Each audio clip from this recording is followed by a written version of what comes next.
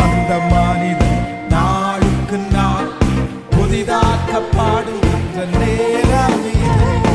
உள்ளார்ந்த மனிதன் நாளுக்கு நாள் புதிதாக்கப்படுகின்ற நேரம் இது.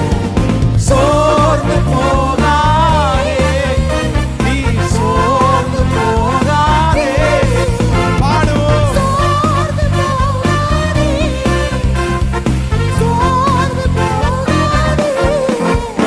அதி சீக்கிரத்தில் நீங்கிவிடும்